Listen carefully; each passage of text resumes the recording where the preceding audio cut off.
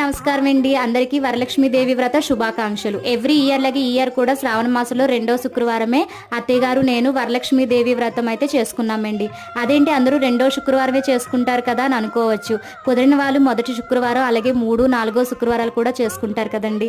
అలాగే అమ్మవారికి మాకు తోచిన దాంట్లోనే పిండి వంటకాలు అలాగే పువ్వులు, పళ్ళు, కాయలు, పత్రి, చీర, గాజులు అన్నీ సమర్పించుకొని అత్తయ్య గారు నేను కలిసి ఒకేసారి పూజ అయితే చేసుకున్నామండి. ఇలాగ మాకు ఉన్న దాంట్లోనే అలాగే పూజ అయిన వెంటనే మా వారి దగ్గర ఆశీర్వాదం తీసుకున్నాను. మా వారు ఎప్పుడా అని ఎదురు చూస్తున్నారు ఈ ఘట్టం కోసం. అలాగే తర్వాత అత్తయ్య గారికి తాంబూలం ఇచ్చుకున్నానండి. ఇలా అన్ని పనులు అయిన తర్వాత ఏదైనా గుడికి వెళ్తే మంచిదని చెప్పి మా ఊర్లోనే ఉన్న దుర్గాదేవి అమ్మవారి గుడికి అయితే వెళ్ళామండి. పిల్లల్ని తీసుకొని నేను అత్తయ్య గారు గుళ్ళోనే ప్రశాంతంగా ఒక అరగంట సేపు కూర్చున్నామండి. చాలా ఆహ్లాదంగా అనిపించింది మనసుకి. ఈ అమ్మవారి ఆశీస్సులు అందరి మీద ఉండాలని మనస్ఫూర్తిగా కోరుకుంటున్నానండి. ఇదేనండి మా పూజా విధానం. ఎలా ఉందో చెప్పండి. ఉంటాను. By by.